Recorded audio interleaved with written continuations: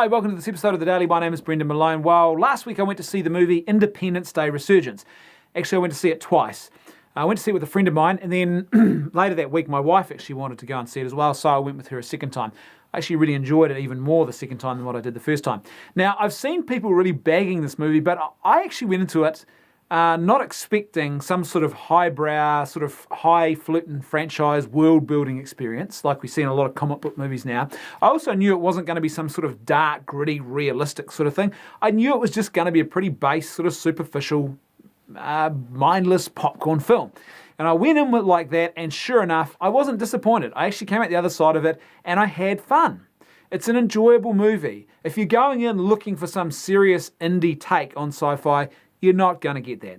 And I think, to be honest with you, you're a little bit, you're being both a bit naive and a bit unfair. This is a Roland Emmerich film after all. He is renowned for making this type of film. He does it well. You don't see a lot of people making big spectacle disaster movies like this anymore on the way that Roland Emmerich does. He's sort of one of the only guys who actually makes these sort of films.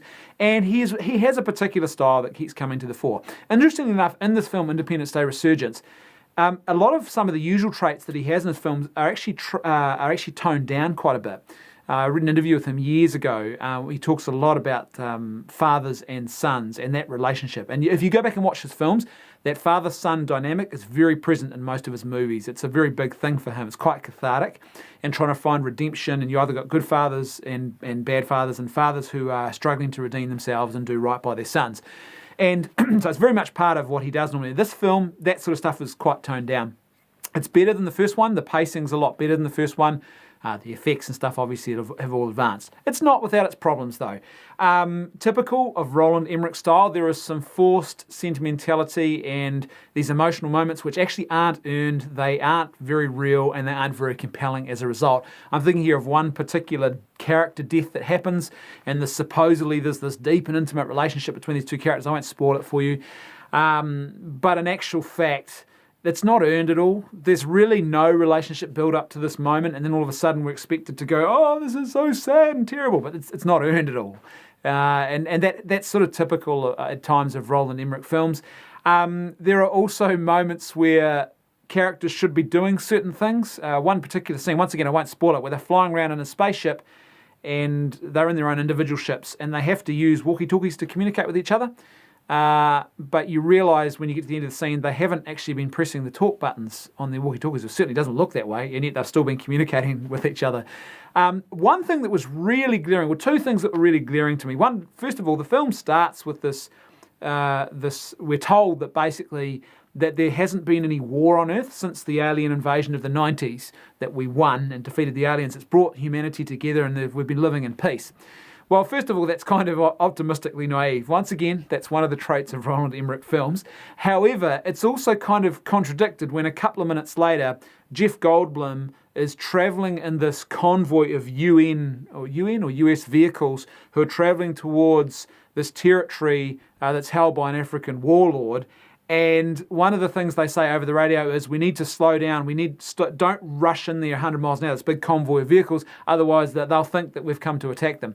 Well, you've really got to ask, why would people think that a convoy of vehicles travelling at speed equals an attack in a world that enjoys worldwide peace? The only reason you would think that is if in actual fact there isn't worldwide peace and there are still conflicts going on, and so people are on hyper alert and they think they could get attacked. So yeah, it's that was a bit contradictory. The other thing that was really glaring for me is, why the heck is anyone using a ballistics weapon in this universe now?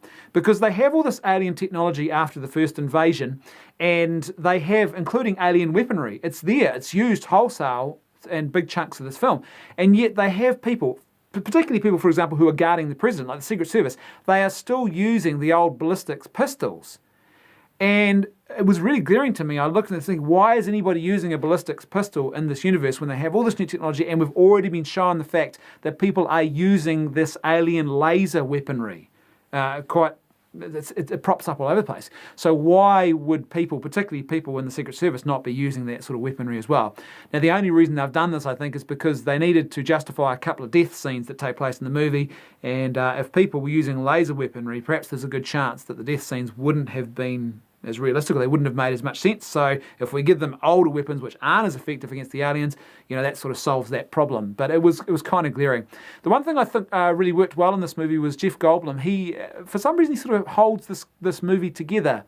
It's hard to explain if you haven't seen it, but I think having his character in there was quite good. He brought the right sort of levity you need in a film like this, and it actually makes it quite enjoyable. I think if anybody else had been playing that role, I don't think the movie, interestingly, would have worked as well.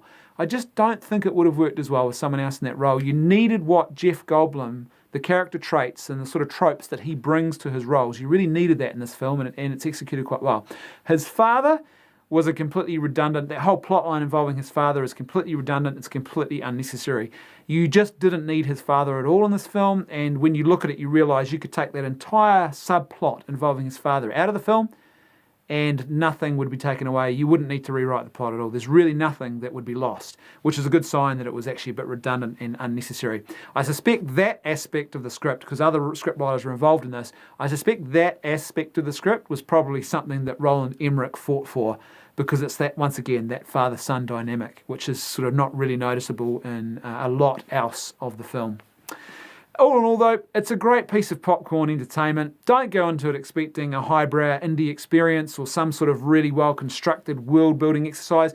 And also, it's set up really well for a third and final movie. Hopefully, they're going for the trilogy angle. There's moments of Starship Troopers fun in there. There's some good little jokes in there, good bit of action. Overall, I think it works well as a mindless popcorn movie. If you go into it with that sort of attitude, I don't think you're going to be too disappointed. There's still going to be things that are going to be glaring like they were for me that this film could have done a lot better. There's issues with that for sure. But you'll still have fun if you go into it with those sort of expectations of, hey, it's just a Roland Emmerich popcorn film. And as I said, if they make the sequel and they finish it there and you end up with this trilogy and they do a good job of that trilogy, I think it will turn out to be a pretty good franchise.